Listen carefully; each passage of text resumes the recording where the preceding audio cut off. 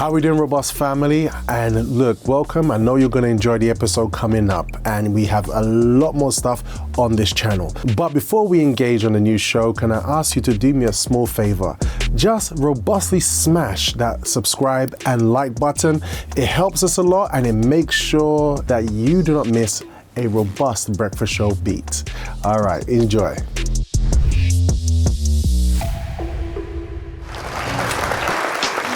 Joining you. Wow. Good morning. I love it. I'm telling you guys, I love it. It's a new day. It's a new morning. It's a Thursday. And I'm your host, Robert Ashitey, your robust presenter. And in the studios with me today, we have the lady of sound herself, the one, the only. You know the lady, she's the cat. She's smooth like a cat. But you know, she's always there with a lane, like a machine. And she knows how to do her thing when it comes to the sound, if you know what I mean. It is Cat Lane. Good morning, Cat Lane. Good morning. Hey, how you doing today, Cat? Hello, I'm good. Ah, good. How's your morning been so far, Cat? It was all right. Yes. I see the cat cam is there. Okay, you're ready. You're wired, fired, and inspired. And God, look, we're going to give you some good music, good tunes, some good conversation for you to start your morning right. The table of justice will be propagated by our listeners today. And I am just so out there that I am in here and I'm ready to meet with you. I'd like this beat. You know what time it is. Oh, yeah. That's it, guys. And you know, relationship power, what it's all about. It's about having good relationships with ourselves, those around us, and romantic relationships as well, guys. And today we're going to be looking at a very powerful subject.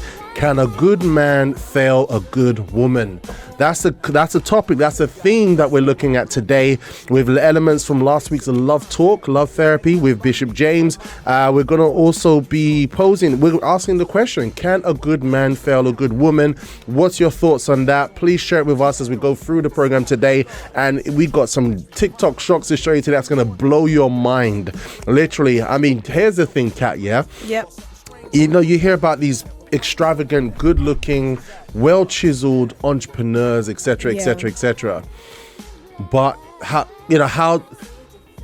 can they perform in a relationship? Because they have all the resources to make a woman happy, but can they actually make a woman happy? That's the thing. All right. So we're going to have a lot that we're going to be going through today. We have the one and only Gillette Smart in the live chat saying, good morning, breakfast show staffs. Have a great Thursday full of blessings from the Almighty God. Amen. Receive it.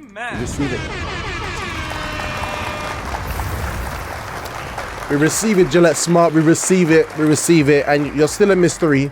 But it's great to have you with us on the show continually. And also joining us this morning on the Breakfast Show, we have the one, the only. It's David. David over there from Stamford Hill is with us this morning. You know, I'm gonna do actually a bit of a post just to start off the. Why not? When they ask me where I'm from the Caribbean and I'm a Christian boy. Oh lad. Nothing wrong with dancing. Part of our culture. No ways rotating, no. Don't let the devil tempt you. Christian from the Caribbean and music is a part of our life. Yeah, we dance and raise flag, but we represent Jesus Christ. Yeah, promote no reveling. Absolutely, it is that song, Caribbean Christian, one and only, from the one and only David this morning. That's his theme tune, and it's great to have you with us. Guys, wake everybody up. It's going down today, and it's going to be a very strong topic. You literally get all the guys involved as well. Can a good man fail a good woman? That's what we're asking this morning here on the Breakfast Show. We want to hear from you. Excuse me. I'm okay.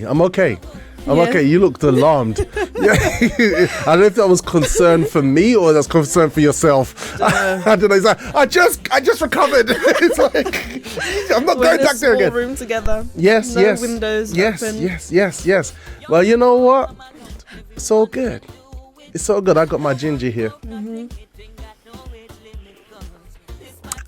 It's good. It's lovely. All right, guys. So let's get into this. So we're going to be having the table justice getting filled.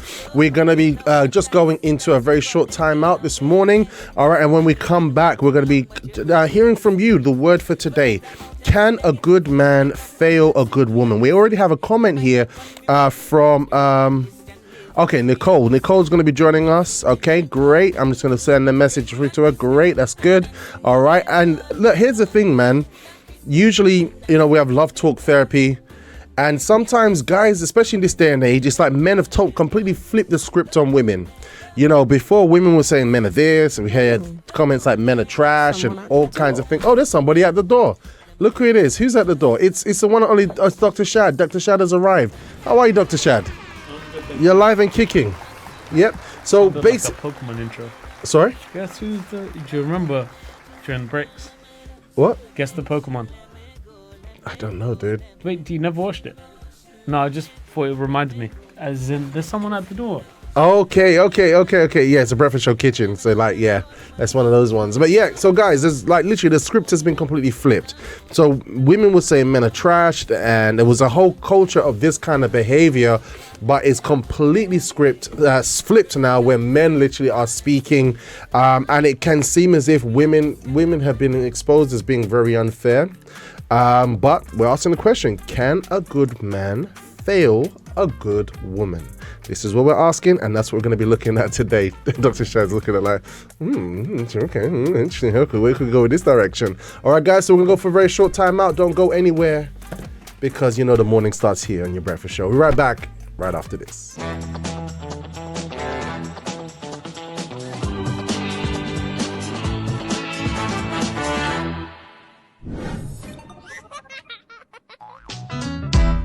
Thank you. All right, guys. Good morning to you. Good morning, one and all. All right, guys. It's a new day. It's a Thursday here on the Breakfast Show. I'm literally just like waking up some of our people here single-handedly.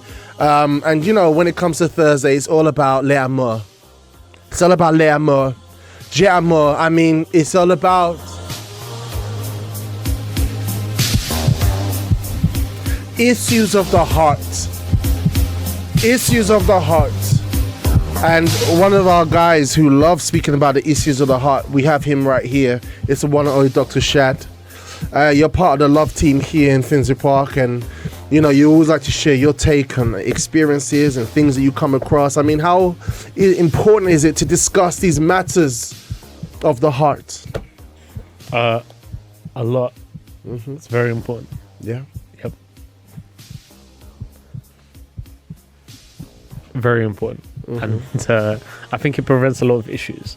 Yeah. And also prepares you and kind of sets a bit more of a realistic expectation. I think that's a huge thing, and the Love Therapy every Thursday has been doing an excellent job of that. Absolutely. And not just for the love life. I think Love Therapy works in two ways: is to invest in your love life. It's best to invest in yourself. Yep. And it just overflows into the relationships that you just have with people in general, including family, including your siblings, your parents. Yeah. So it's really beneficial just for quality of life in general. Absolutely. And you know what? I think today the men are going to get really picked on today.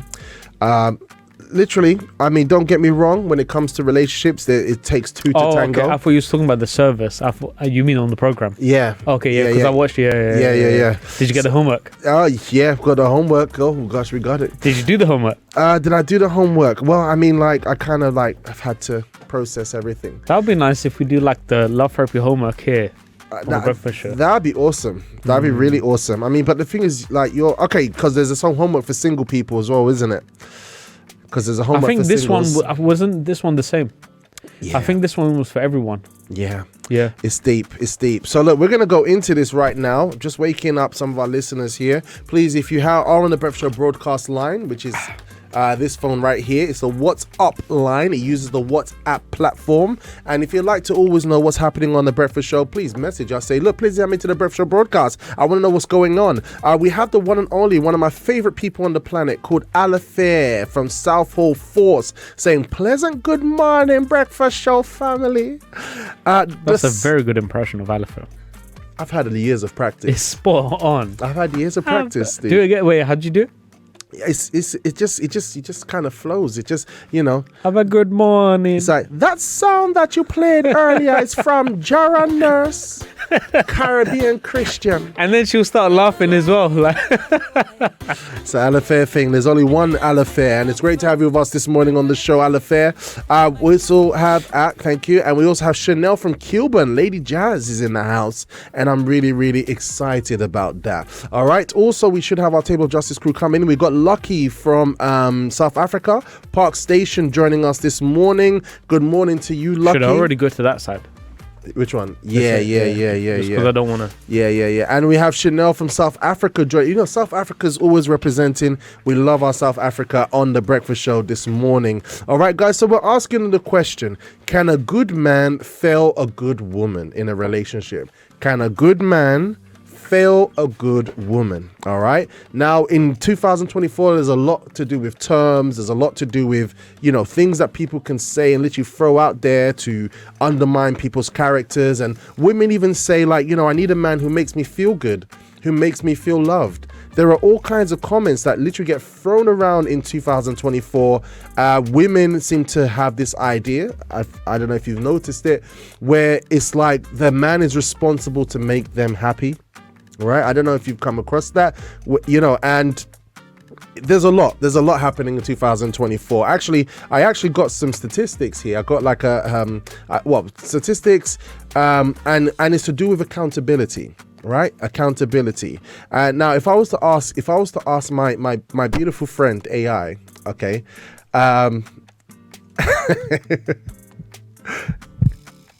get out of it, Cat. I was waiting for Kathleen to do something. All right.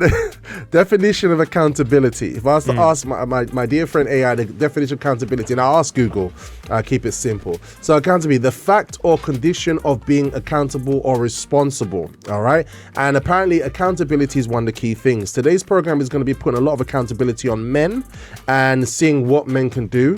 All right. But apparently women don't like being accountable for stuff.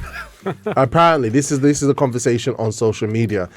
Women have had their say. No, I'm just men have hit laughing back. because I'm just wondering if you're gonna come back to live to at work tomorrow. I'm just a presenter. I mean, Jesus was like, he was the messenger and the savior. Look what happened to him. Right? You know what I'm saying? Like, among his own people.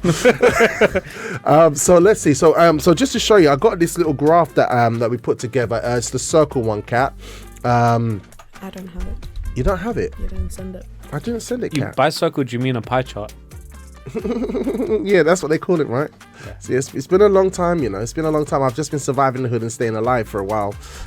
Okay, sorry about that, Cat. I've just sent it over to you. There's some things I've just been saving. Yeah. I don't like that guy. Which guy? The one with the beard.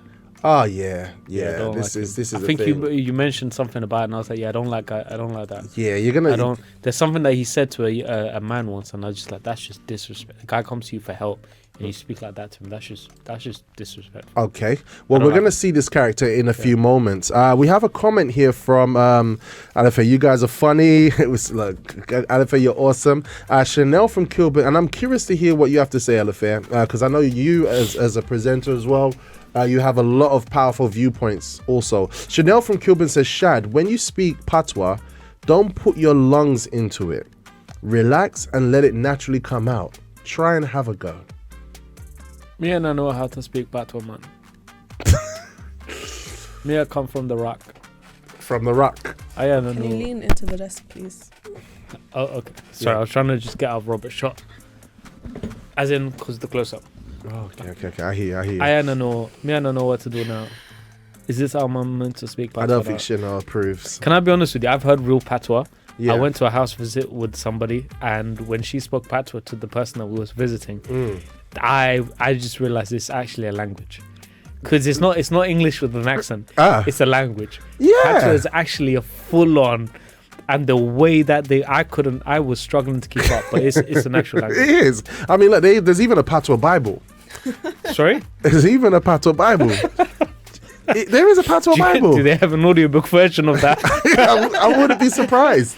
Literally, it's a thing. I just want to hear the line, whitewashed tombs, in the pool. Yeah. It's one of those ones. When Paul starts rebuking. You know when Paul starts rebuking the churches? Why was in Patois, it's going to be heavy. It's going to be really heavy. But look, check this out, guys. It's like the Gen Z Bible. The Gen Z. Oh, fuck. Let's not even go there today. Look, man, It's about relationship power today. Let's not. You know. So we have basically these are accountability statistics. Okay, and it's actually from a business organization as well, and they looked at in terms of different relationships, and so most popular types of accountability. So basically the most popular type is accountability to my goals. So when a person has a goal of something they want to achieve, people love being accountable for that. People loved being told, look, you're not where you need to go yet. People enjoyed that. Next one was motivation and encouragement. So for example, to be accountable, just to be motivated to, in what you're trying to do, great. But then when it came to discipline or tough love, all right, which is something a bit more personal, obviously that came third with 21.1%. Then we got advice and practical tips, which is something also a bit more personal, right? It's no longer about achievement, it's something a bit more personal about the person.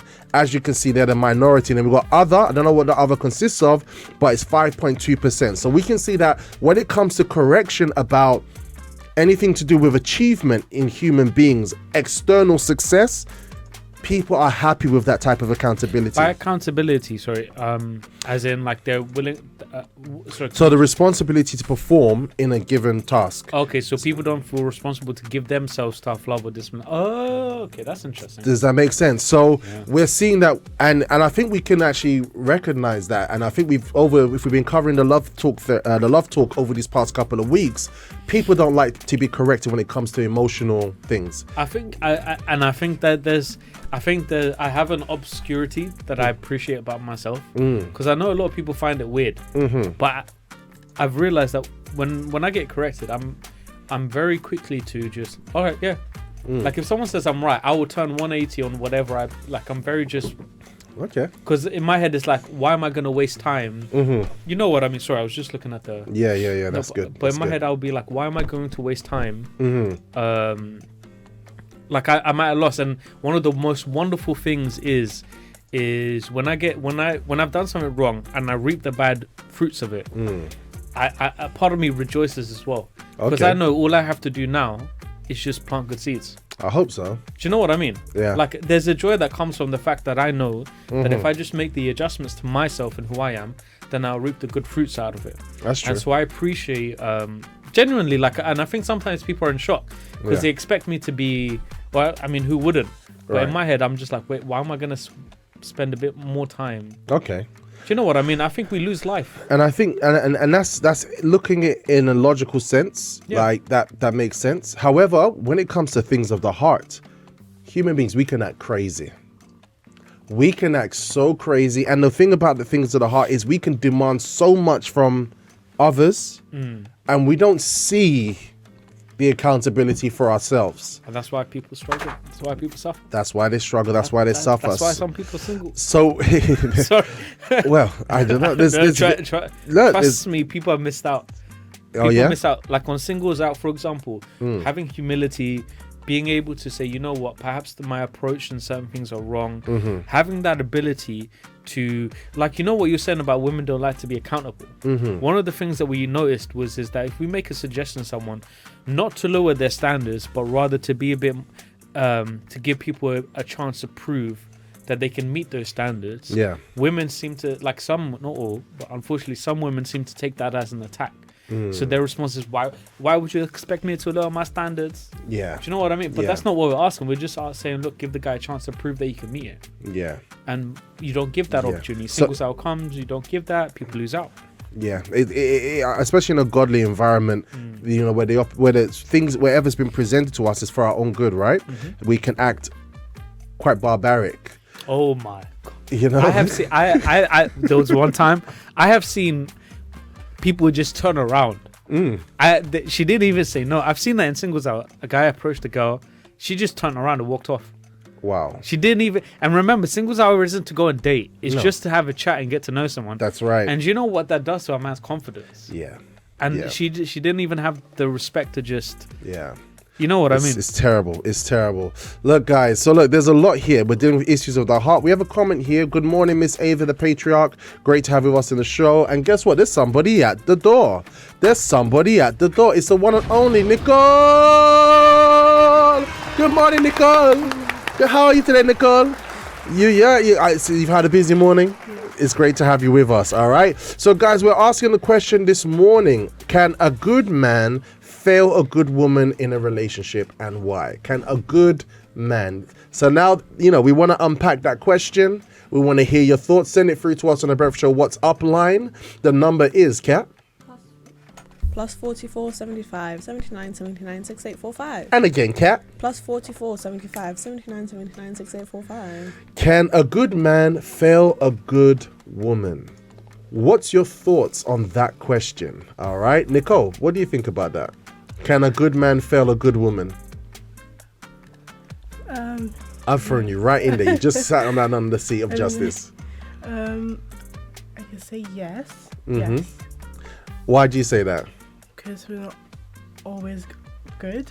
Okay. In a sense, we do have flaws, and sometimes our flaws do affect other people. And it's something that we can't change.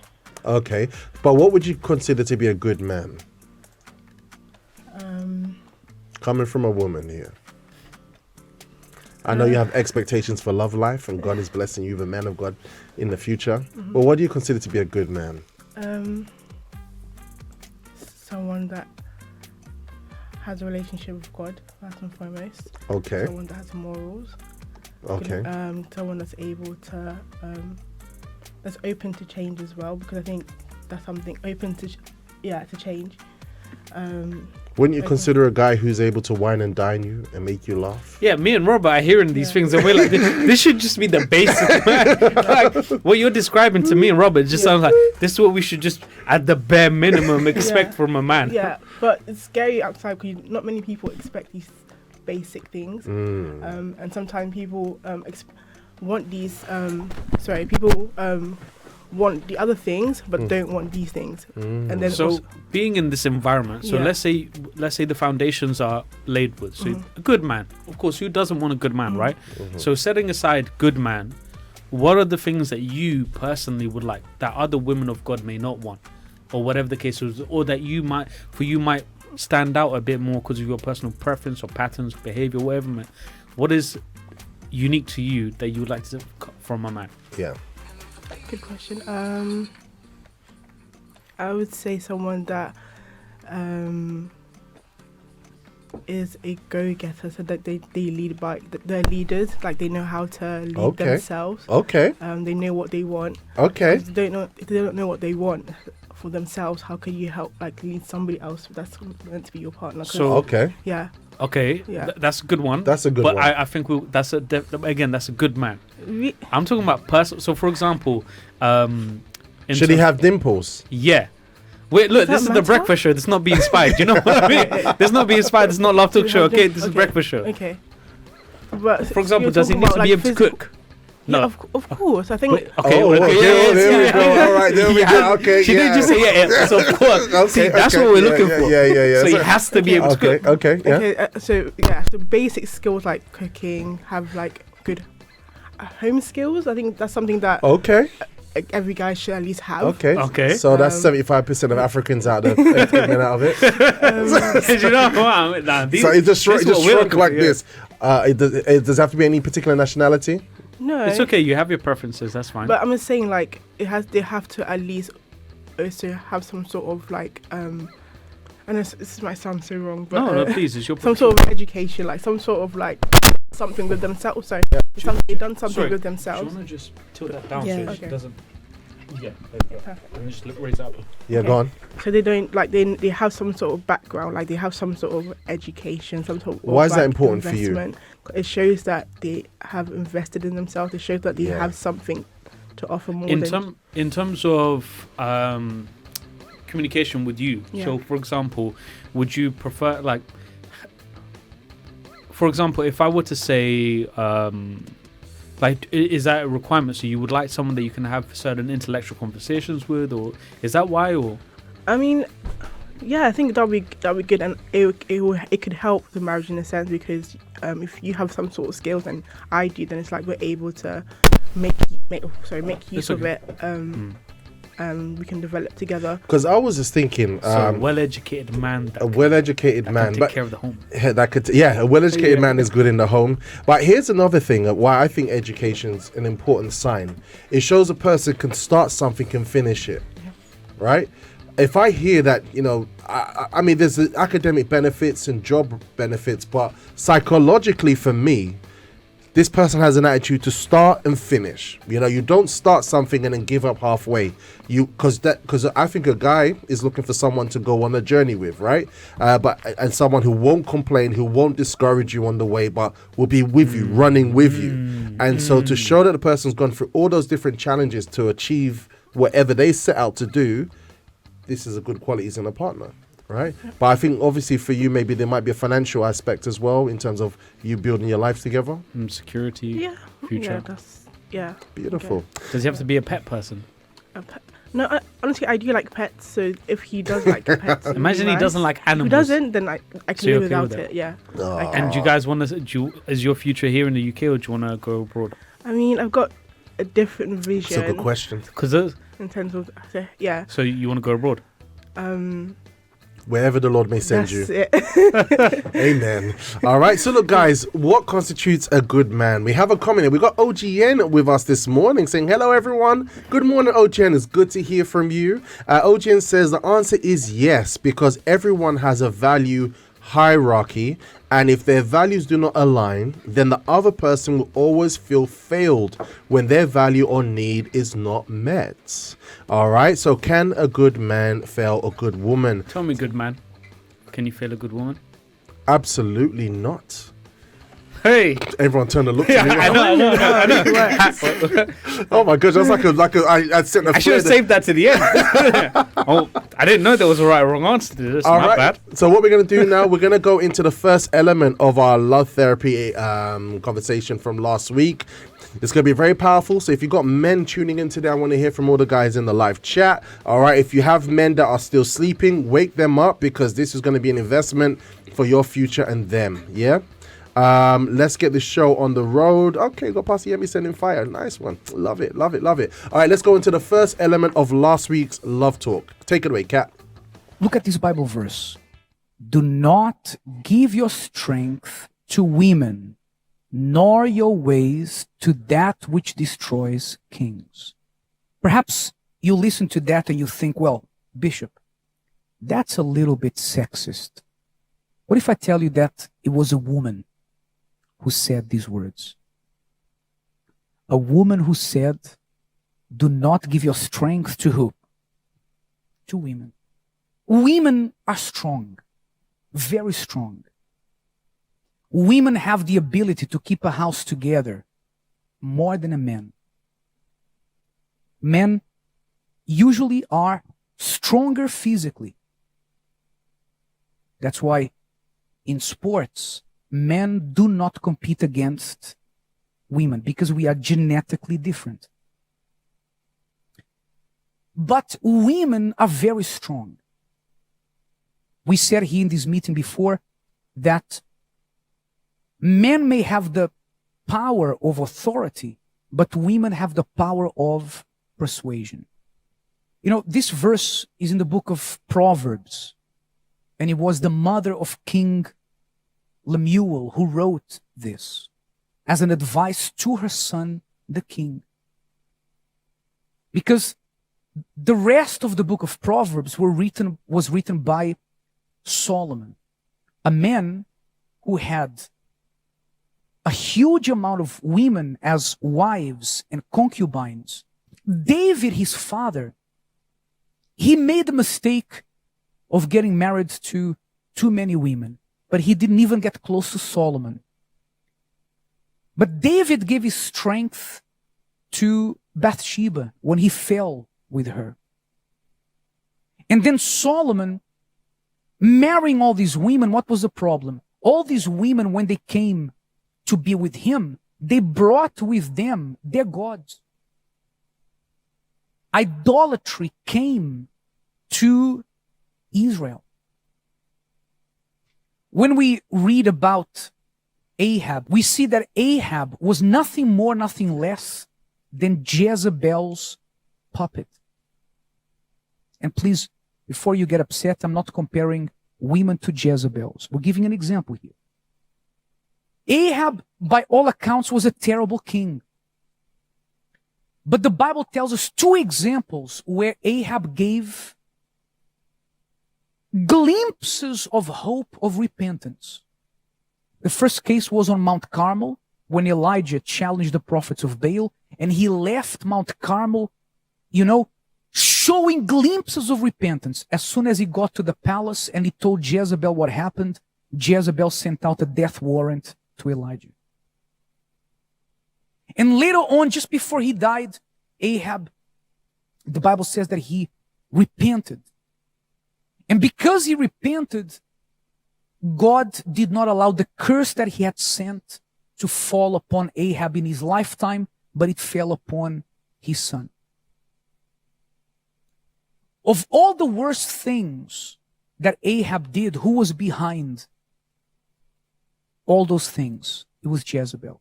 The problem was not women, the problem was Jezebel. Here we go. All right, so we're getting into this now. All right, Bishop Love Talk. He showed us the verse that we got there was, "Don't give your strength to women." That's a biblical advice that was given in the Love Talk last week, and he used an example of a biblical character, Ahab, who was a king, powerful king, ruler over Israel, and he wasn't known for being a good king. He was known for being a king who was behind a woman called Jezebel, who just made a mess of everything. All right, so 2024. By the way, before I continue, I just want to welcome, we've got our new crew that's just entered into the studios. We've got the one and only I Am Will. Good morning, I Am Will. Good morning. And joining us, we have a newcomer on the scene this morning. We have my guy, his parents knew what to do when they were choosing the name. We have Rob this morning. Good morning, Rob. Morning, guys. You're right. Thanks for letting me on. Fantastic. Great to have you with us on the show this morning. Glad to be here, yeah. Yes, I like your voice. Thanks. It's clean, man. It's clean. I love it. All right. That's what Robs do, That's how we do. There's another way, Nicole. All right, guys. So Robs are us. All right. All right, guys. So this is what we're asking. This is the question here. So this is what last week's Love Talk was about: men giving their strength to women. From what your take was on that last week, because you was there last week, yeah? What were your thoughts on that theme? Of course, it's a very hard pill to swallow. When you hear it in the first so open like that, but when you think about it, you realize it's kind of true, and it works with both ways. It doesn't just work with a man, a woman towards a man, but also a man towards a woman. You shouldn't give your strength to anybody in a sense, because that's when you become really dependent on that person. And when you depend on that person, then that person disappoints you, and they don't because they're human, then your strength is taken away from you in a sense. So that's what I got for it myself. Our dependence shouldn't be in people. As much as you may love somebody, it shouldn't be to the extent where you are putting the person's your life, and that's when it becomes unhealthy. Okay. It's quite interesting. If you also look on social media nowadays, you have people literally breaking down because of their relationships, right? You have people that literally having a meltdown because of people, even men, right? Nowadays, men are taught to be a bit more sensitive, right? Even just for us to appear strong, men get criticized for that, right? It's been called toxic masculinity, right? But then we're hearing a Bible verse here that's saying, look, don't give your strength to women. And it was advice coming from a woman. And one thing I know about women are very perceptive. Yeah. Right? Women see, I see you nodding to that. You're very manipulative. And very manipulative as well. Okay, that's a very interesting point there. And I think we're going to get into that later on today. But many times, we open up a Bible, people think, okay, Bible is great, it's great for church, but we're actually connecting it to what's actually happening with people nowadays. And I went and looked for some material on King Ahab, just so we can kind of get an idea of what was happening with this king, and I went to Superbooks. If you're not familiar with Superbooks, everyone know Superbooks? No, I don't follow. Yeah. No. Okay, Superbook. It's an animation, and it's of the Bible, but they done it awesome. They nailed it. I want let my kids watch it. They nailed it. They did it great. I was like, this is great. Anyway, so in me searching for elements of this King Ahab character, for us to have an idea of the power and influence of a woman, I got this for you. All right, it's just an animation, it's a few seconds, but have a look at this. It was going down. All right, so you saw that whole picture. It was an animation depicting a situation, a biblical situation. But can you see what was happening in that situation? Right, you had Ahab there, you had Jezebel. Who was calling the shots? Yeah, it was his wife. She had supercharged with emotion, and she was getting him to do things that like people would not do. Right? It's like, okay, this is how God wants us to run things. This is how it's supposed to be. There's only one God, whatever. And she's like turning everything absolutely upside down. She's obviously got into his emotions, his feelings, and he's now become her lapdog. What was the word you used? Manipulative. Yeah. And we're seeing a live example there, right? So look, that's what it looked like. We have got a comment here from Mercy. Mercy's saying, morning BSF. Mercy from Cardiff says, Superbooks is a throwback, one of the only programs my grandma would allow us to watch growing up. You're lucky. My friend, my mum let me watch all kinds of programs. It messed me up. But there was no Superbooks at that time. But okay, so we're going into this. So we're seeing an example of how men can give their strength to women. Let's take it even further to see what Bishop has to say next. Let's go. There is an agenda in the world to make men more emasculate. Let's see what emasculate means. This is the dictionary definition of emasculate. To castrate. You know what to castrate is? To castrate means to remove the male reproductive organ. That's to castrate. So to emasculate means to castrate, to deprive of strength and vigor, to weaken, to deprive of or lacking strength or vigor, and to be effeminate. This is the dictionary's definition of what is to emasculate. And what is happening in the world now? The world keeps telling men like this, look, you have to talk about your feelings. We don't know what you feel. Sometimes it's good to have a good cry. These are all things that should not be part of the description of a man.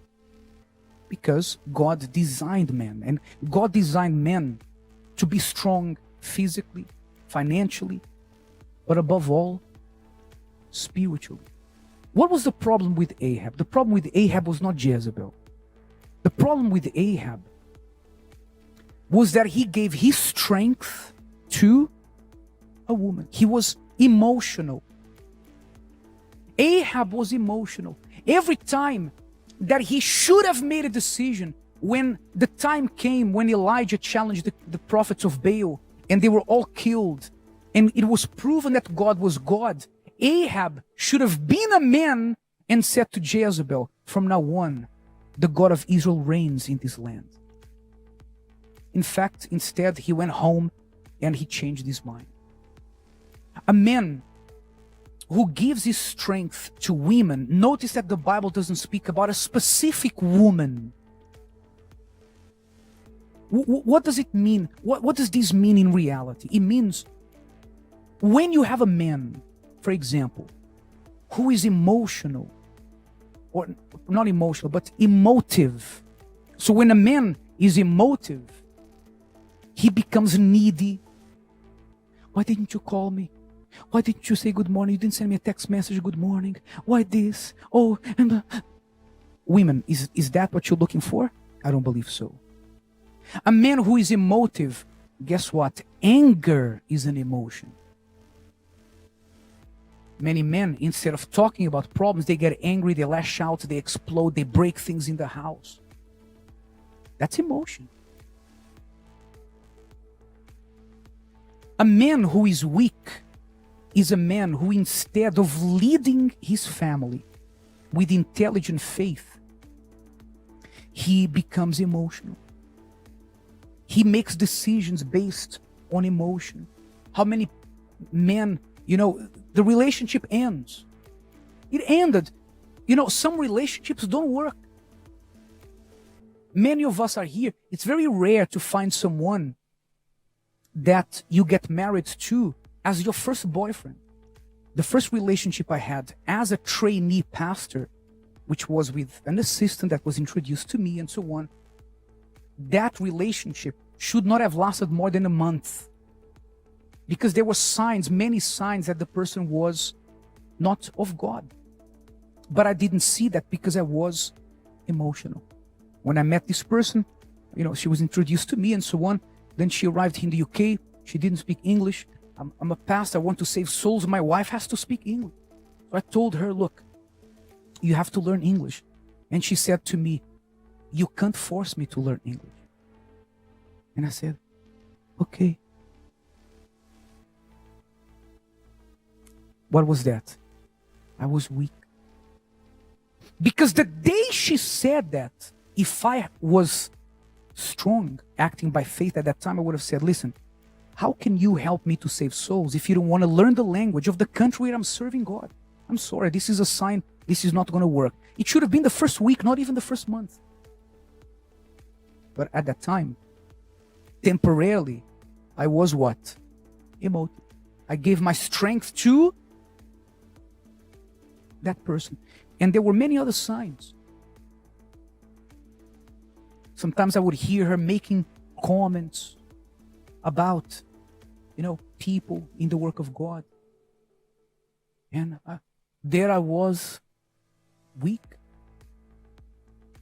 Sometimes you see that someone may not be for you, and you know the decision you need to make, but you are weak.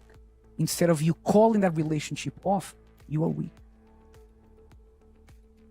Your wife needs a leader in the house. You guys are struggling financially. Your wife needs someone who says, let's go, we can do this. We're going to get out of this. But you don't have that inside of you because spiritually, you are weak. So when the wife needs a leader, instead the wife has someone who plays video games. When things are going wrong, the wife needs someone who says, let's get on our knees, let's pray, let's determine that this situation is going to change. Instead, she has someone next to her that doesn't take lead of the situation. Because to be strong is not to get many women interested in you. To be strong is for you to depend on God, to seek your strength from God. Wow. I think this is where accountability comes into play. Woo! All right, guys. That was a session for us, guys. I mean, this is your first time on the show, Rob. What do you make of all that? I completely agree with most of the things he says, and I can kind of relate to what he actually says. Yeah. So I remember I was in a relationship early on. It was about the first month. And, he said in the video there, it was too late. He missed all the signs. But for me, I caught them early on. So I was able to just cut it off within, the first 2 weeks, which is fine. Yeah. But I think the importance of actually understanding, your values, your goals. I think your goals need to be set above anything else rather than another person, for example.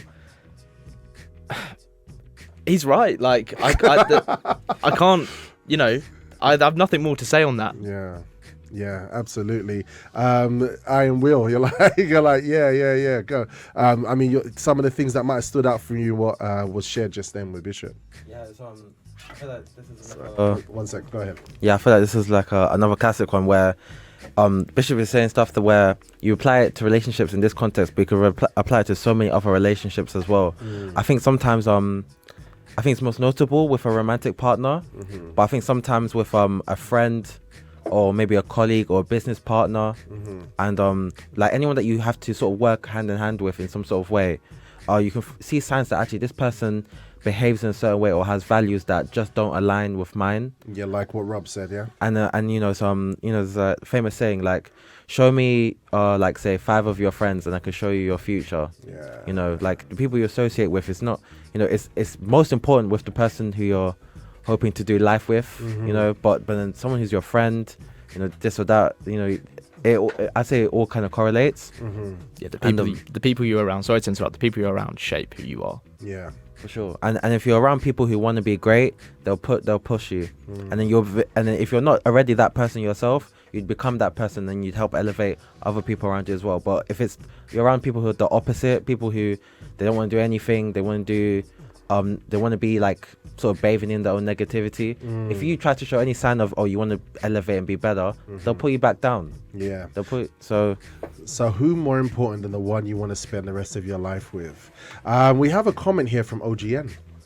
All right, that's I Am Will's mom. All right, she's been on the show. Some nuggets. She says like this: the power of persuasion is largely effective on a person in love, man or woman, or when a man's ego is challenged. Women respond better to persuasion, not authority, unless the authority comes with inner strength and wisdom. But here's the challenge with that, because sometimes we react to things based on how we feel, right? I think we touched on before that, like we looked at the chart for accountability, and sometimes a person could come to you with wisdom, some good information, but we see it as an attack. Like she said, based on our ego or wherever we are in our life. I mean, Bishop shared some things there, Nicole. And here's something that he said. He says it's rare to find someone who you date that you marry. All right. So if we're talking about a godly environment, maybe ladies, I think last week, Sister Dee touched on it, that women, when they see a guy, they're like, they already see the wedding day, how he fits in. You just smiled then. This is the thing that keeps popping up, right? But how refreshing is it to hear that the first person who you date as a woman, he's keeping it real, you most likely won't marry them. How refreshing, what you think? Yeah, because literally everybody has this fairy tale idea. Like, I think watching too many animations and Disney cartoons, and even red flags would be showing in a guy. Things would be showing in a guy, but it's like, no, he's the one who's taking interest, because of my age or because of the time or whatever. You know, they wanna kind of push it through to kind of work. Yeah, so I agree in the sense where it's like there shouldn't be a rush, and I think nowadays it's like, as you said, everything is from like Disney and what they see on TV, when it's just not realistic, in the sense of like, I need to know this person, I need to know the qualities the person has, and if that person doesn't match that, it's okay to say no, it's okay not to go for it. I think people just feel like, okay, once I'm in a relationship, this is it for me, and this is the set thing, and I'm not gonna find anything like this or like this person in the physical aspect, but you will be putting yourself in a huge risk later on if you don't know the person that you're actually going to date. So there's no rush. I don't think there's any rush to and there's no problem as well with just saying no to something that you know that could harm you. So I think it is refreshing to hear that you don't actually need, it doesn't have to match from like, okay, love at first sight doesn't actually exist. It's just a matter of making sure that you're looking at the signs, and then from then, when you look at the sign, then the person actually has what you want, then it starts to become something that you can develop in the future, if that makes sense. Absolutely. I think love therapy is mashing up all the fairy tale ideas. 100%, because it doesn't exist. It doesn't exist. It's not real. Here's an interesting thing. Back to Rob, because you said there was someone that you was actually very much interested. You ignored the signs for a while, and then you was kind of like, you know what? Let's stop the nonsense. Let's stop the cap, and you was able to break it off. I mean, was that something emotionally challenged for you? Because I know guys, we can work in levels. We can be superficial about someone that we're interested in, right? But then there's a point where we say, you know, I'm going to invest in this person, and it's like, you don't want to have lost time, because men, when serious about relationship, we want to go all in and do everything right? I mean, how invested was you? At the start, yes, but I came to the conclusion quickly she just wasn't on my level. Okay. And I had, you know, I'll say that openly. Say again. What signs did she show? it was the seeking attention and seeking validation from other men online. You know, like posting pictures. You know, not explicit photos, but like, you know, something you'd be like, yeah. Why showing that? You know. Yeah. You're not more interested in what's on the table in front of you. Yeah. I.e. me. Yeah, absolutely. And yeah, I just think you have to, as I mentioned before, put your own goals first. And you know, they shouldn't take away from your life. They should add to it. Yeah. They should bring something to you. And you know, I'd always want my girl in a relationship to always be pressing to do better. You know, make me a better person as well. But it just didn't work. It wasn't for me. So it was easy. It was easy. Oh yeah, I'm not an emotional guy at all. Yeah, love it. And I think this is the thing. I think this is what we've got going on. We have so much information been set in the culture, right? Men versus women, but I think genuinely men are looking for something serious. No messing about. I don't think we like emotion, but we're being told to become emotional. Right, we've been told to tap into our feminine side, right? And at heart, women don't want a guy who's too feminine, right? Even though the culture kind of pushes it, you know. So we really have to make up our own mind on what we're going to do, who we're going to be. We can't do an Ahab, because the thing about Ahab is that everybody suffered, and I think when a man gets too caught up in his feelings, he can hurt a lot of people. A lot of people get brought down with him. You know, we have that power to. Anybody, everybody does, but I think men in particular, you know, I think we could be quite explosive if we become too emotional. All right, guys, so we're keeping it live. We're keeping locked on here on Liberty Radio. We have the one and only Janet coming through this morning. She's saying questionable behavior. Yeah. my response. Yeah, to what you were saying. Yeah. It shows in, because she seemed very needy. You know what I mean? So definitely, if you were looking to build something long term, she obviously has something that she needs to fulfill on the inside. You know what I mean? That's what it sounds like. Yeah, don't get me wrong. Women have their needs too. But I feel like they need to add to yours. You know, I can't just be looking after you the whole time. Obviously, that is a man's job, obviously, to look after women, take care of her. Yeah, that's fine. I can do that. But, you know, you've got to level up too. I love that. Sound good. I sounds kind of fair. agree in the sense where it's like a woman should. I think it's just you should have some sort of like value for yourself in general before you enter a relationship. It shouldn't be a thing where you're going in a relationship to feel some sort of validation from anybody. You should already be established in yourself and ready to be able to add to somebody else's life. Like, it's not something you shouldn't be trying to take away from somebody in a relationship. So to complete you. Yeah, to complete you. You should already feel complete, and then a relationship is just an addition to that. Love it. Honestly, yeah, those were some bars right there. Some big bars, isn't it? That was literally it. Is exactly it. Because I feel like anyone that goes into a relationship not recognizing their self-worth is opening the door to get disrespected. Because I feel like even a person who most of the time is a kind person is still human. So anyone who it's a weird one, because I feel like sometimes it's conscious, some people it's subconscious, but it's like someone who kind of opens themselves up as a doormat, someone is gonna trample on them, and it's so horrible to say. But that's why you gotta enter a relationship recognizing what you bring to the table, and also knowing that when someone steps out of line, you have it in you to defend yourself. Because you can't always rely on somebody else to be your shield. You know, sometimes you have to be able to speak up for yourself. You know. That's true. And I think in that way you can hold yourself accountable to be like, you know, actually, like what Rob said, if I'm dating someone who is showing me signs that they're not going along the path that I want to go, I have the strength to know I don't wish you any bad, but this relationship's not going to continue. It's not going to work out. Drop it like it's hot. That's very, very, very important. And I think men are more logical, right? Women are more emotional.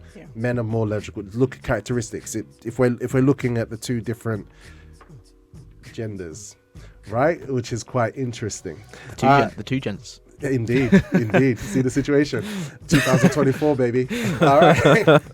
All right, so let's get into this. We got the next part. Actually, the second I wanted to show you guys, but I think Bishop's gonna go into it right now.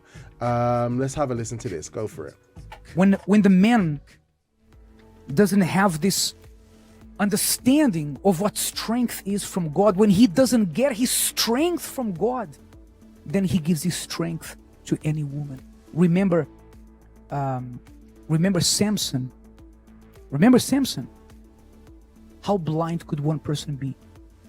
Delilah said to him, listen, tell me what is the secret of your strength. And he said, oh, if someone binds me with new ropes, I will lose my strength. And then he goes to sleep. When he wakes up, what happened? He's bound with new ropes. That should have been alarm bells. Instead, she says, oh, you don't love me. You lied to me. And then he said another lie. Oh, if someone does this other thing, I forgot now what it is. If someone does this other thing, when he wakes up, he should have said, what is this girl trying to do? Instead, he gave his strength to her.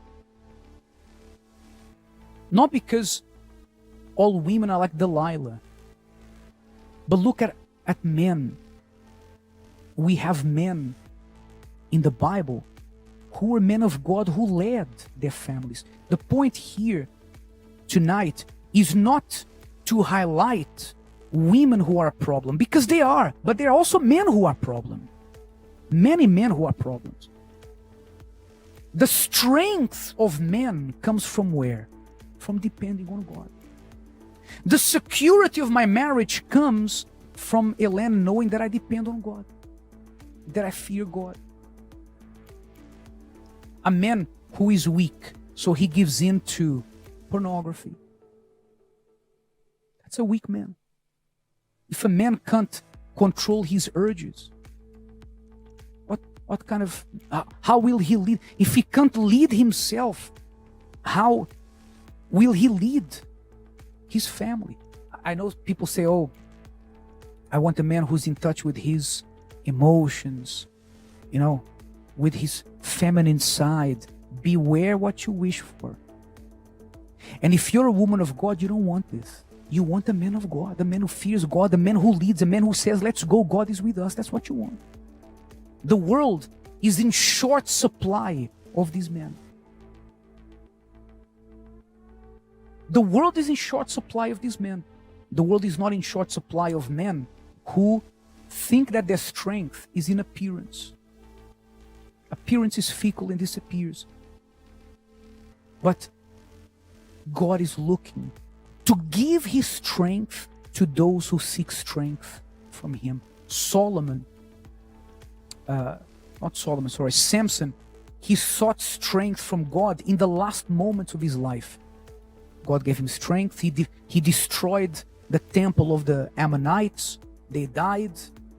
Okay, but he died there. That was not supposed to be the story of Samson. That was the story of Samson because he gave his strength to women. You can give your strength to movements of the world, how the world tells you. You can't guide yourself by how the world tells you should be. You have to guide yourself by what the Bible says that you have to be as a man.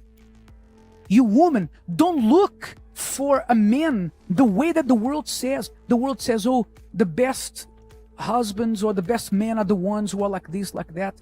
That's a lie. Be careful, because nowadays, a man who is a leader, who wants to guide his family, who wants to teach his children, who wants to be a man of God, there's a new term for that in the world now called toxic masculinity. Beware of this term. Don't let anybody make you confused with that strength is something that it's not. Because our strength comes from God. And when this strength comes from God, we are sure God is with us. It's going to work. Amen, friends. Beautiful, beautiful, beautiful. And this is it. I think this is quite interesting, especially when we go through these love talks, as you've been with us. It's like we're taking it back to the basics, right? Because human beings, we can do whatever we want. We have freedom of choice. We can live our lives how we're choosing. And what I love about the love talk is it always centers it back to, okay, let's see what God has to say about this. Let's see what the author of relationship, the author of love, the author who made us, let's see what he has to say and how that can impact us in day-to-day living. And basically, I think what we're getting now is like us guys are getting called out, right? Now there's a big conversation on there's been a big conversation where women have been calling out men, and now men are calling out women on their faults, right? But the thing about scripture is it calls out everybody. It's like nobody's safe, and it comes back once again to accountability. Are we ready to kind of receive a different message that holds us accountable to a standard, as Rob put it? But it's like what God's standard is. We had quite a few things that were said there, and I think you know what I'm feeling as well, because I remember when I got married. And obviously, you know, I had an encounter of God, so I'm not messing up with this lady. She shows all the signs of a woman who loves God, who wants to walk with God. And at first, I was very abrupt with her. I was very macho with her. I was very like, you know, you're not doing it this way. Look, come on, these are the standards. I was like that. But then afterwards, like God spoke in my heart, like, are you gonna be like that every day? That's gonna be exhausting for you. Do you know what I mean? You have to give her room to grow. You have to give her room to develop in this role that she has. And so what did I do? I was like, I just stepped back and like, okay, I won't be so much, you know, requiring these different things, because I was single. I had my way of doing things, organizing my space, you know what I mean? And it was different. However, I think the reason why God comes into play here is that I think we can either go too far to the left or too far to the right. And I think that God directing us kind of helps us to get a good balance. So we're not taking our hands off the rails too much, but as a man, we have to lead our family. And I think, and over the years I've been married, I could see that times when I've been like, go ahead, were bad choices. Were bad decisions, were bad choices, and I could have handled it better. So not too far to the left, too far to the right, and I think that's where God's comes into play. I mean, anybody have anything they want to add on what they just saw from Bishop? Yeah. So what I liked was actually literally the first thing he said for that segment was when a man doesn't recognize where his strength comes from. So you know, you then start seeking it in the wrong places. Yeah. So yeah, that's powerful. You know, it was a really strong thing to say, because it's something that you know, I don't think it's actually one of those ones where I wouldn't even just like Shauna to just like a man. I just think everybody, you know, we all look for the wrong things, because like last week I went on a bit of a tangent, but I kind of missed the key point of like people that run social media companies, because social media is so prevalent in today's society. There's so many good uses of it, but there's so many people who put content out there that's like very numbing to the mind, and you know, people's like values and spirituality and things like that as well, very secular. So there's so much of it that you can allow to dominate your life, where obviously everyone can sort of curate what comes onto their timeline, technically, you know, by what you follow and what your interests are. But I just feel like there's so much that you can get that you can just dive in. You just go down this rabbit hole, and then you start taking in so many different things that actually aren't really things that you should be having in your mind and things like that.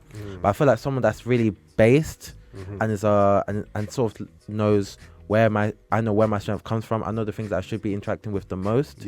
I feel like in that kind of way, if you ever lose your way, you have like an anchor of a type that keeps you, you know, like without getting lost into seeing things like that. Yeah, absolutely. Here's an interesting thing. It also says make it. Obviously, today was more about guys, right? Men being able to control their urges. I believe that there's a responsibility on men, right, to lead. I know 2024 is like, oh, did you say that? But what are your thoughts on that? I thought it was very interesting in the clip of where he actually mentioned porn. Yeah. And porn is the biggest killer of modern men these days. Yeah. It is awful. You know, the modern men, they don't want a quick dopamine hit. They don't want that. A successful guy is going out, he's working on something, he's building a business, he's connecting with people. What is the point? And to build on that, like other things like video games, like so like people that allow it to be an addiction. It's you know, not too many people will realize, but there's big dopamine hits you get from, let's say you're completing a level, or you've beat someone that you're playing online, you know, and stuff like that, where you're like, wow, I feel like a champ. Like, let me go play someone else, and then you get into that addiction, like where you're having your whole day or not even your whole day, but just like big parts of your days and weeks, you know, just like, oh, I just want to keep getting this dopamine hit from completing this success and that. And it's a substitute from actually trying to do very meaningful things in real life. Exactly. There was actually, I think they did a study on that. That's why men are attracted to video games, because we have a natural sense in us of achievement, to build, to develop something. But now we've literally got our time and mind occupied in this virtual world with virtual achievements. And literally in a relationship, it can steer us away from the most important person in our life that we could be working and working to build and build from. Build together. Build together. Exactly. We're there in a virtual world. Any thoughts, Nicole? Because I know we got guys here, but it's interesting to hear. Too dominant over here. I know, right?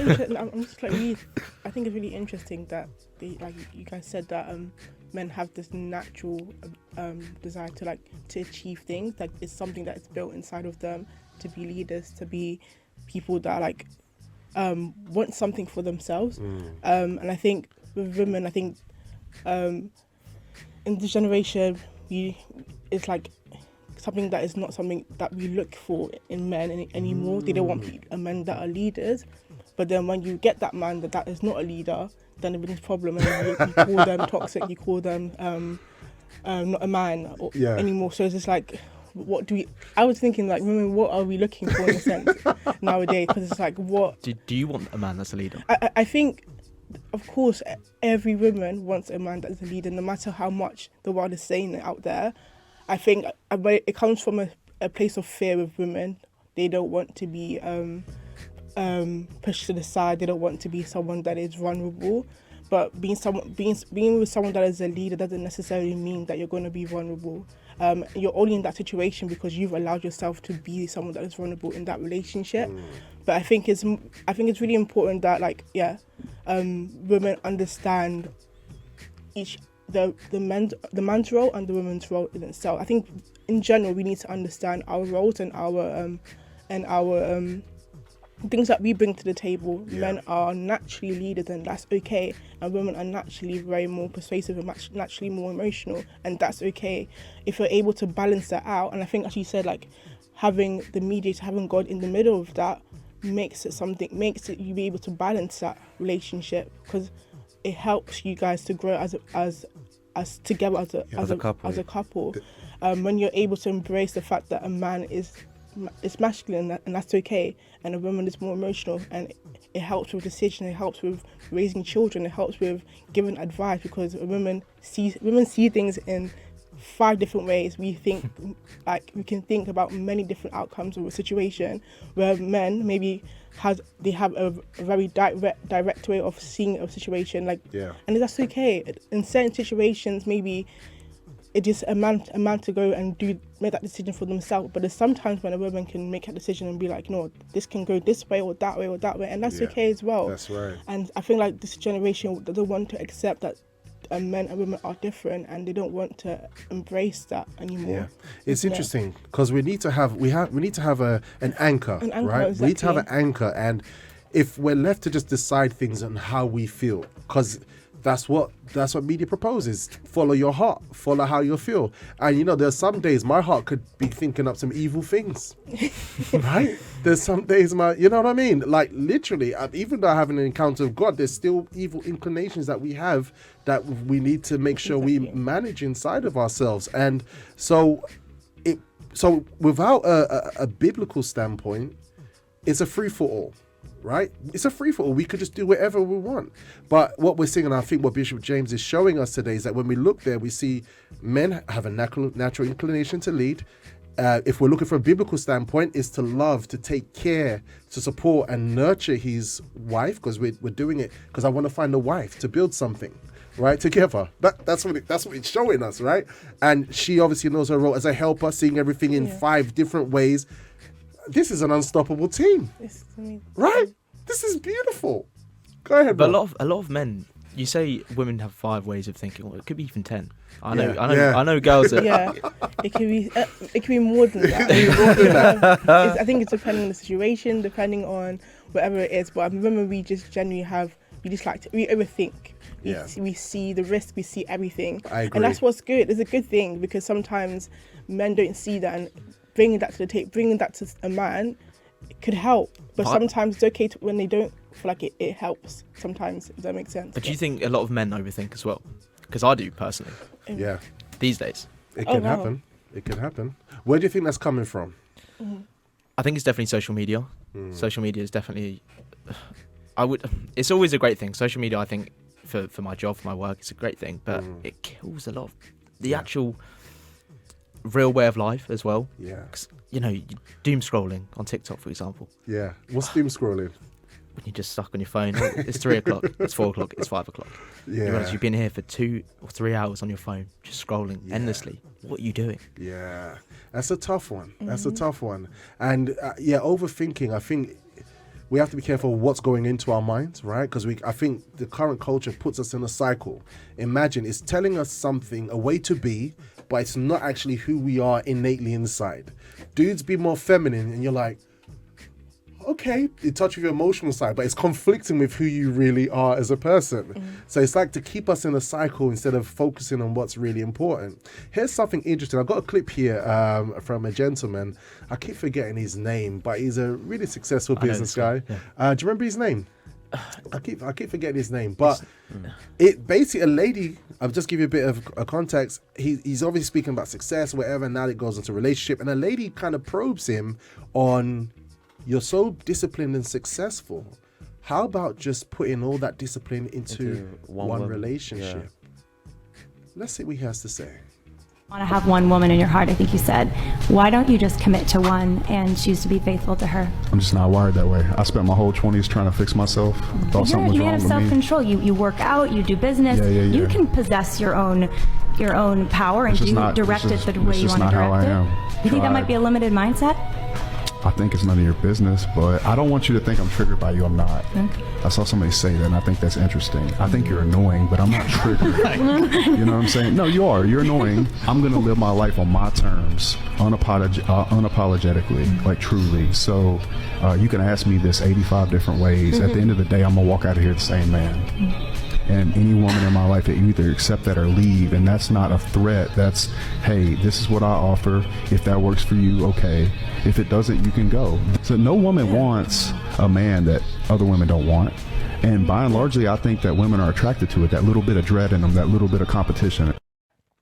Okay, so this is interesting kind of worms, right? This gentleman, very successful. I could see someone who knows a lot. Right? Obviously, if you become that successful, you've had to learn how to read people and discipline yourself.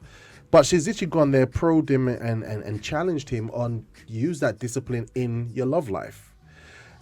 And he says he's not triggered. I don't know. Do you guys think he was triggered? Yeah. I mean, it's the way he kind of... as soon as you say it, I think it's none of your business. Like, come on. Yeah. It got to you. And the crazy part is that it wasn't even like a totally unfair question, because obviously, like, we didn't see the clip before, but if it's like someone who comes into a space and advertises themselves as a really disciplined man, you know, if someone who's done this, you know, it's a fair question. Like, and then I'm assuming they must have spoken or something about how he's not been able to find the one, or I don't know. He says he'd like to give his heart to that one woman. Yeah, that's what he says. Yeah, so I mean, you know, and it's not an unfair question. I mean, it's a bit hard to say because of like some other context missing, but you know, assuming that it was like he's been struggling with that, and yeah, I think it's a fair question to say like, oh, you're a disciplined man. What is stopping you from choosing to commit to one woman? Because that's technically what every man would have to do anyway. It's not like no man is born like, you know, Jesus Christ in that way. Like, you know, we can aspire to be like Jesus, but we're not born like him. It's not like it's effortless to be like, I'm easily going to find one woman, and it's easily going to be that kind of, you know, every man will have to make that choice. Every woman has to choose to commit to a man. Yeah. I think that's a fair question. I think, if I'm being honest, his response where he said, oh, this is why I offer, if it works for you, I feel it's a bit of a cop-out, in my opinion. You think it's a cop-out? Yeah, I think it is, because I think it's true. But like I feel like for the most part it's true. But I just feel like if that's 100%, you feel like I'm not going to change anything about me to adapt to a relationship. You know, it's either you're in or you're out. I think it's a bit of a cop out, because there's always going to be things you can improve on. Is the point I'm trying to make. There's always things that you could be better at. So I feel like for the most part, it's like you should never change all of you for someone, but I think you should be willing to recognize like if you have a weakness. If you're willing to take advice and adapt on that. Yeah. Well, you was going to say something else, Rob, building on that. Yeah, I was going to say, I feel like he stood on ground there at the end saying, this is what I bring to the table. If you don't like it, you can leave. Yeah. I feel, and a lot of women as well, they kind of like that side of men as well. Yeah. Being like, I really want that, but I can't have it. Or if I did have it, I don't want to lose it. But do you think, because obviously his principles are, I've got this success and I don't have to commit to anybody. He says that he would like to, but obviously when he got pressed, his attitude completely flipped. He said she's annoying, right? Holding him accountable to what he just said. And like you said, he bailed out and says, "Oh, this is how," and this is a man. This is a man being a macho man. He's been a man being a macho man saying, "Look, you know what? I'm unfaithful. Take it or leave it. This is what I am. And this is how I choose to be." To be honest, I might have chosen the wrong part to say was a cop-out. The last part was a little bit, again, still in my opinion, but the part that I felt like he really copped out on was he's like, "Oh, I'm just not wired that way. I spent my whole 20s trying to work on myself." I was like, if you tell yourself you're not wired to commit to one woman, guess what's going to happen? You're not going to commit to one woman. It's like a self-fulfilling prophecy in that respect. So I feel like... But he's building something from a young age. You've got to respect that. Of course, yeah, of course. It's not about his professional. It's more his personal romantic life. It's like I feel like from what I've just seen, obviously it's a 1 minute clip, but from what I've seen, it feels like he's been so emboldened by what he's achieved professionally. And obviously a guy like that, when you're very successful, even especially if you're famous too or not, I don't know, but when you're successful, you're always going to have options as a guy, and you're going to be able to, what's the saying? You can pick from the higher branches in the tree, things like that. Yeah. So like the taller you can stand per se. So I'm thinking, okay, yes, it's nice for him. And like I said, when you're that successful, I don't blame you for being emboldened. But I do feel like it's a cop-out, because I feel like he could spend the rest of his life thinking that how I am right now, I've been like this in my 20s, 30s, 40s, 50s, 60s. It's not going to change. I'm just going to find someone who they're on board with it or not. I feel like it's a cop-out. It's going to be more than just one person, right? He's going to be on board with it. Because I think... But here's another thing. I think he's so in tune with what people want and desire. He said that women love that danger, right? So because I was speaking with Excel, she works in our production department, and she was saying that women like men who appear unavailable, and he's literally tapped into that market for his obviously own self-gratification. So we can see that we've got a man who's built external infrastructure, external structures, but does he have intentions to build a family? Does it, with our values? I think women would want to be a part of that, but they would have. I think a lot of women question themselves. Am I good enough for this man? Yeah, that's true as well. I think that goes back to what Nicole was saying about being already happy and be already fulfilled, right? Because then you won't look at yourself as less. You see, okay, look, I can add to you, or I want faithfulness, and the guy goes, I can't give you faithfulness because I'm not wired that way. Then she'll be like, okay. Well, I think as a man, like, you obviously you want your woman to be successful, but you don't want her to be like, levels above. Because I feel like there's a kind of balance. But what are your thoughts on that? I want to hear your perspective on the whole thing. I think I like his standards. Like, he has standards and he doesn't want anyone to cross them. But I think it just, if you're successful financially, but you can't commit to one woman, that's already shows you're not necessarily as successful as you think you are. Because I think success is not just financial, but is in every area of your life. So being able to establish a relationship and being able to commit to someone shows that you are more than just you care more. Less about yourself, and you actually are able to think about other people as well, and that is success as well. So it may not be a relationship, but it's also to do with family. How is he with his family? How is he with people? If you can't adapt to people, you can't make those changes with people, then I don't necessarily see you as someone that's successful. You could have a lot of money, but I don't see you as someone that I would want to spend the rest of my life with, because I don't see you as someone that sees the value of friendship, the value of relationships that you have around you. The moment that he just literally dismissed the lady that was speaking, and he didn't want to hear it, that for me was like, okay, I can't accept someone that at least doesn't consider people that are around him. He's not to judge him because I don't know who he is, but he seems like someone that is very self-absorbed, like it's about me and not about other people. It's fine, you could be like that, but if you intend to be in a relationship, it can't be like that. You have to be able to be able to listen. Those are some true pearls there, isn't it? To be honest, I want to liken something back to that we spoke about some previous weeks ago. Was one testimony from a pastor. He mentioned how when he finally moved in with his wife after getting married, within the first couple of months, he discovered how his wife had a big family and they would often come around all the time uninvited and things like that. And when he'd finally spoken up about it, he was told a bit surprisingly by his wife, like, oh, this is what you have to get used to because this is how my family are. But from his perspective, he grew up, I think if I'm might be misquoting, but I think he grew up as an only child. So having loads of family around was something that he wasn't used to. And for him, it was something that was like a big problem. And the way he explained it, I understood his perspective, where he was like, he felt like it's his home, and what his opinions are of having family just come around unexpectedly wasn't being taken into account. But his wife felt offended, like, oh, how can you have a problem with my family? Sorry to cut you. He basically said what the challenge was in a very respectful way, and she switched it on him as an attack and says, no, you're not being thoughtful, you're being inconsiderate, right? And it's an interesting one where both people feel like they're the ones being let's say the victim in that situation. But I felt like in a situation like that, if you're not able to adapt, either the husband adapting to family coming around often, or the woman or the wife adapting that their family can't come around that often, where does that marriage go? Exactly. It ends up being broken eventually. Exactly. Thankfully, they got some good advice. And she listened. Here we go. We've got a comment here from OG, and she says, that's a man with a growth mindset in other areas of his life, but a closed mindset or fixed mindset where relationships are concerned. I feel he has a lot of insecurities where relationships is concerned, and he got triggered when that area of his life got challenged. That was very interesting. Jeanette from Nottingham says, I'm not even sure such a man could or even is ready to be in a committed relationship, and don't think you can change him. Red, gold, and green flag. No thanks. Janet. All right. But it's interesting because we got an animation here, all right, about for a relationship to work, a long-term relationship to work, we have to be able to change.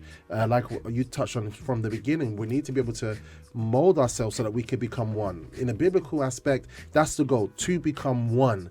But there is that need to be able to hear, to listen, to change, so we can actually fit. Have a look. Hey, just a quick interruption. I know you're enjoying the show, but don't forget, if you haven't already, robustly smash the like and subscribe button.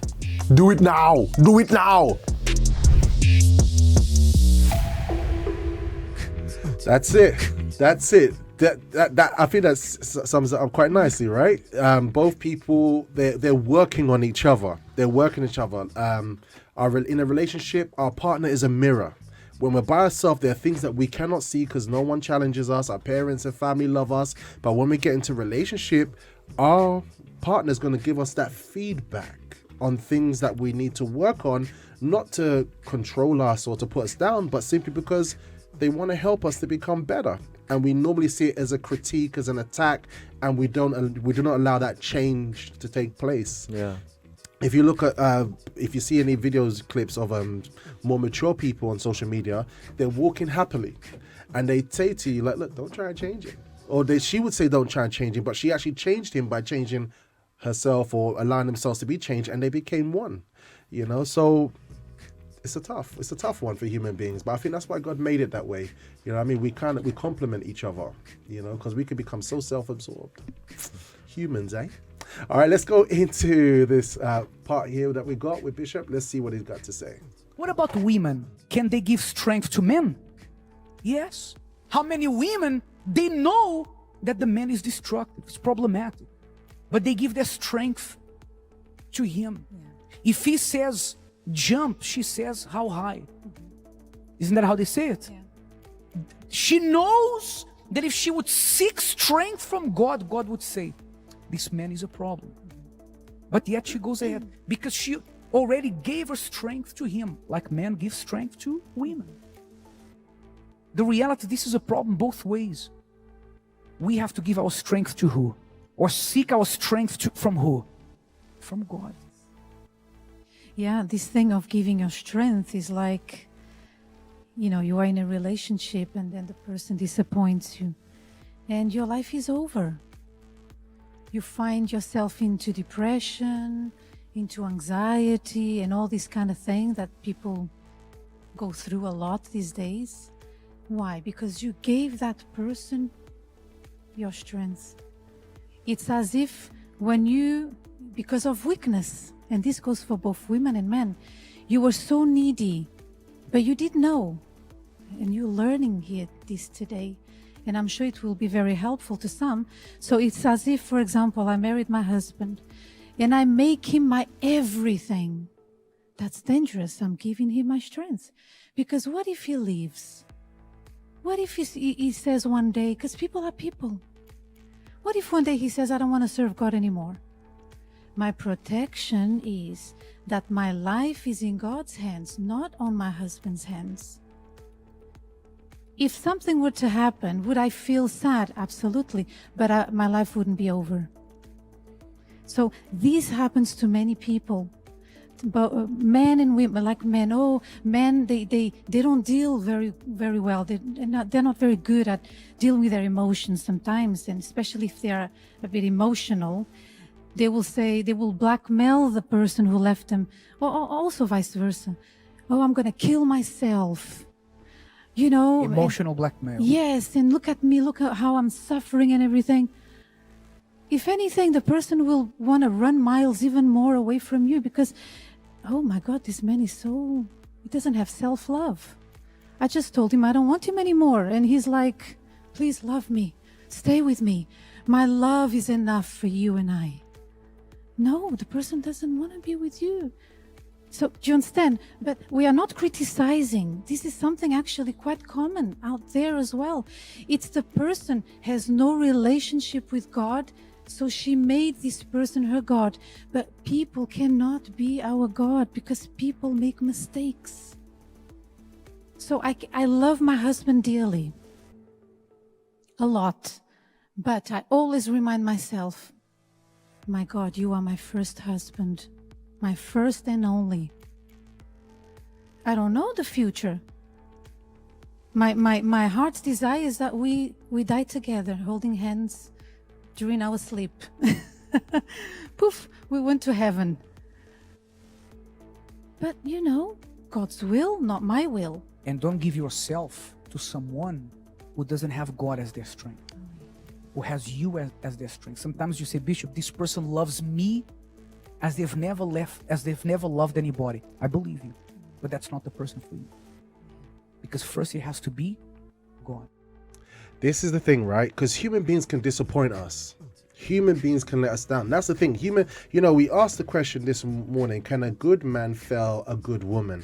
And like you touched on earlier, nobody is good. Human beings fail.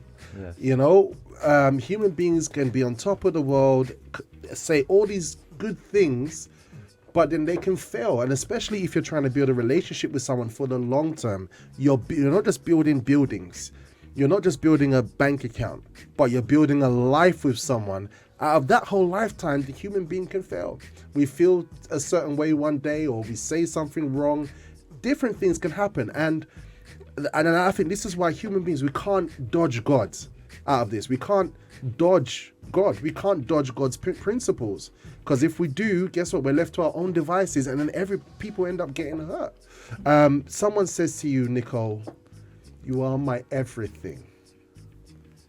I think it's scary. Because, especially because you haven't really known me for half of my life. Like, how can I be that important?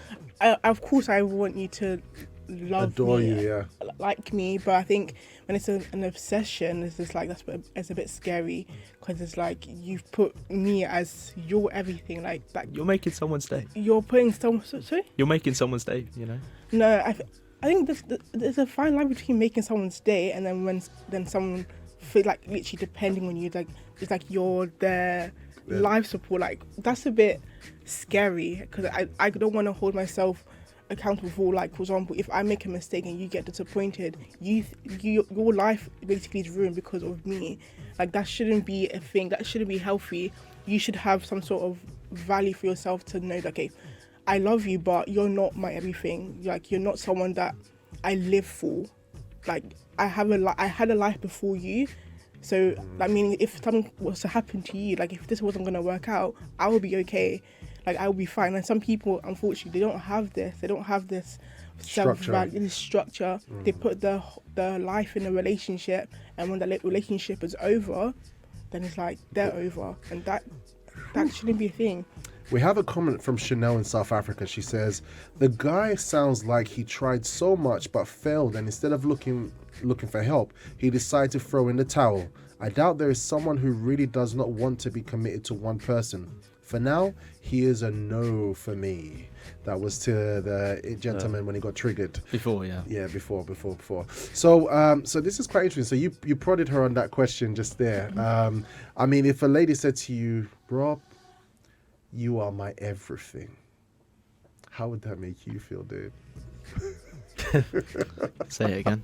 Please say it again. Because we love that. We love to feel valued. Yeah, right. Of course, everyone does. We love to feel valued, but I don't know about you, but I think there has to be a limit. I think there has to be.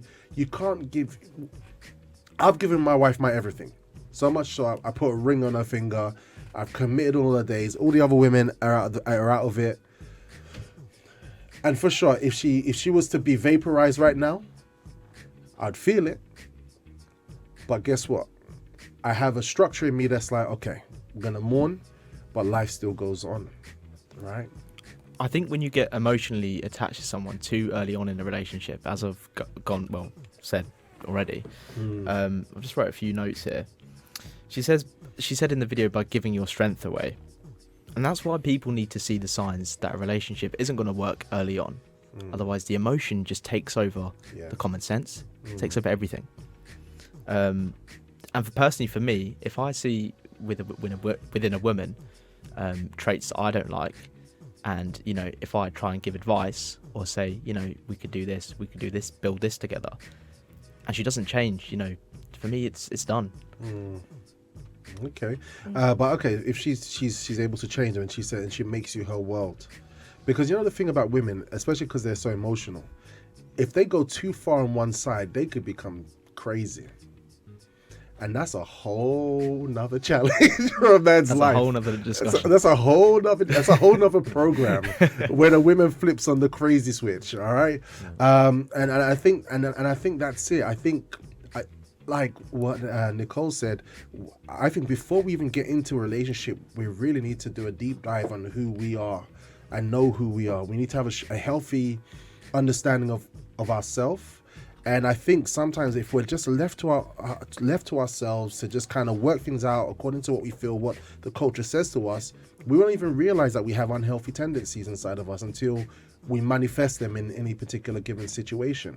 And I think when Bishop's come in and he's like showing us godly principles, you can see that all the things he shares with us is all about self-reflection, self-analysis, self-work with him before we go out there and make someone happy.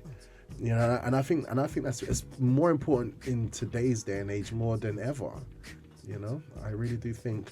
There was a video called The Blue Hearts Guy that I wanted to share with you guys. The Blue Hearts Guy, and obviously let's use the one with Leonardo DiCaprio. Yeah. So basically, some men we could be busy with other things instead of the partner that we've chosen for our lives. And I think this clip here with Leonardo DiCaprio and Titanic says a lot. Have a look at it.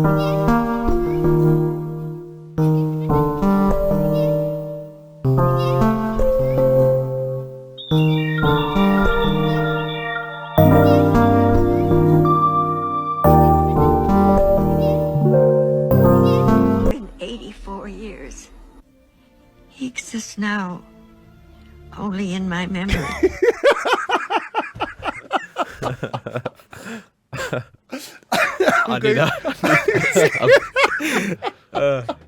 I'm going to play the game for a bit. She looks so hopeful.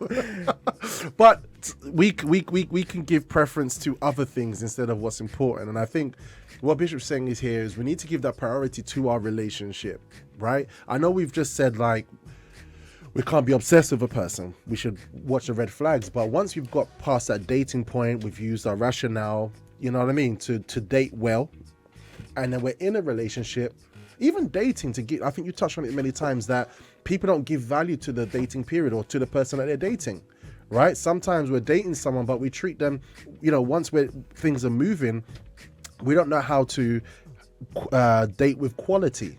You know what I mean? To do a quality dating period, to find out about them and to show them that we're genuinely interested, right? Yeah, and that's why I feel like so many people, I don't know about like percentages or anything like that, but I feel like there must be so many people across the world who they get married and now they finally moved in with that person, and they're shocked by so many things so quickly, so early.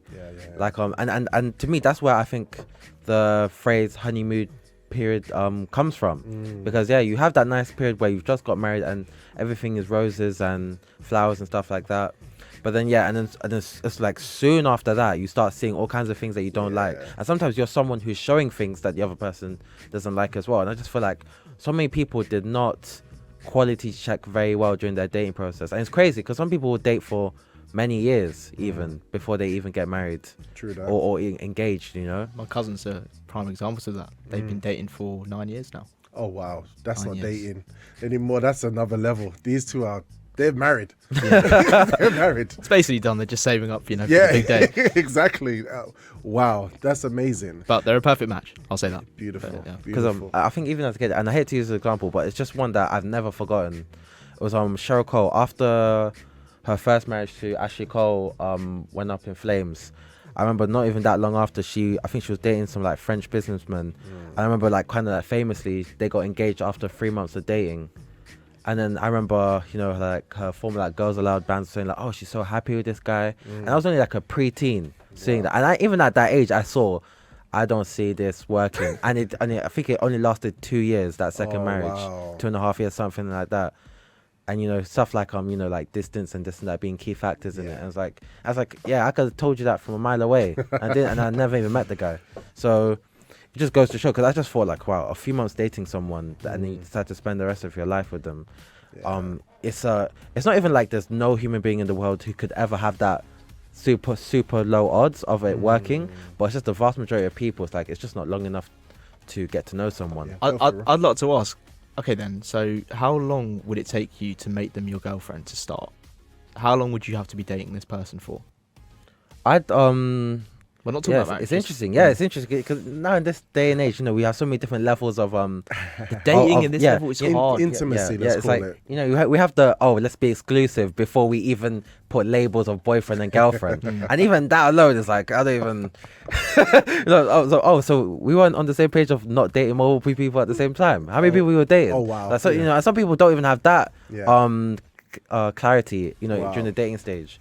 It's a jungle out there. Yeah, you know what I mean? And so, but I think, me personally, I'd like to date someone at least 3 months. And even me, I've never been someone that I'd go on multiple dates, different, like Monday, Tuesday, Wednesday, Thursday, different person. Like, I don't even have the strength for that. I couldn't do that. So I'd be dating someone exclusively already for 3 months. And then I could gauge like, I could definitely see us being long term. So, because to me, I've already made the commitment that I'm only seeing you anyway right now. But I could definitely be like, we could definitely be boyfriend girlfriend and do the boyfriend girlfriend stuff, I suppose. Beautiful. But yeah, what about yourself? I was gonna say it's like on the apps as well.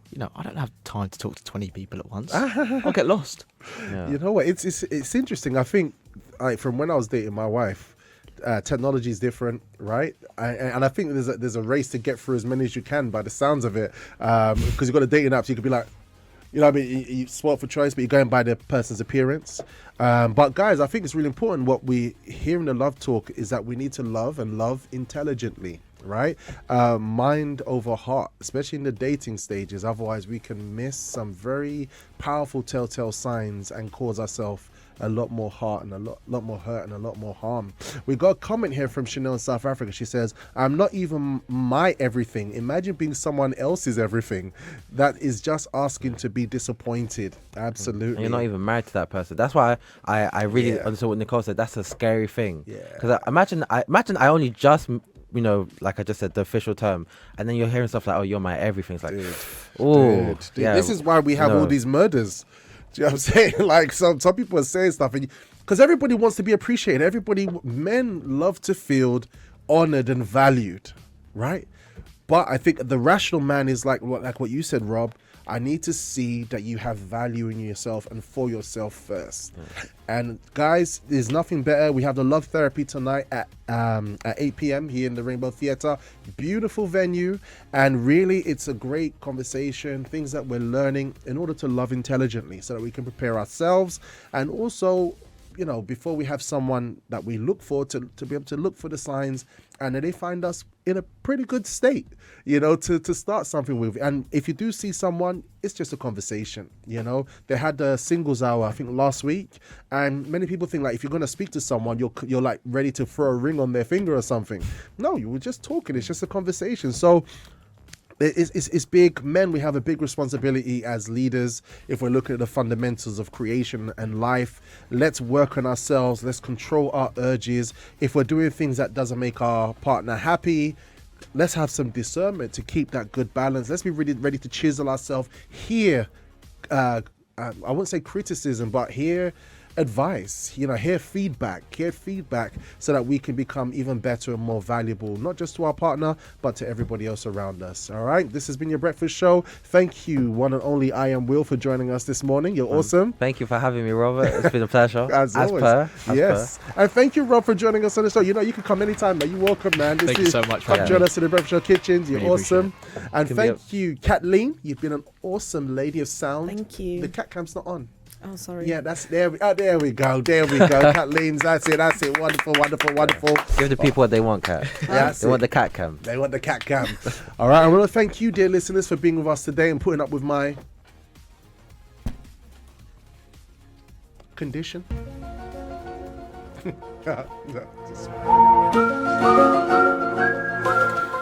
And we'll be back on Monday live on the show for another breakfast show where it's going to be a More Music Monday. Tomorrow we're going to have a repeat. Please feel free to send on the breakfast show WhatsApp line any particular program this week that we aired that you'd like us to revisit. But other than that, I wish you all a powerful and robust Thursday. Don't forget to follow the official.Liberty Radio channel on Instagram so you don't miss a breakfast show beat or a Liberty Radio beat. And other than that, you guys are awesome. Absolutely awesome. Ain't that right, Kat? Yep. All right. Big wave over to that camera over there. All right. Have a good one, guys. Ciao for now. Take Farewell. care, everybody. Bye. Yes, you're awesome. I really hope you enjoyed this episode of the program. We have a lot more episodes covering a lot more themes on The Breakfast Show. And guess what? Your experience can be even deeper and more interactive because we are live weekdays from Monday to Friday, 8 a.m. to 10 a.m. on libertyradio.co.uk. On that Liberty Radio platform, we have a whole host of other inspirational material. As well as that, we have our breakfast show in the mornings. Check it out. There's a live chat, there's a video feed, and you can get up to date on all the breakfast show antics and fun, vim, excitement, and all that kind of crazy stuff that we love to enjoy. This is Robbie here, Robust Presenter, and I hope to see you live and enjoy the next one.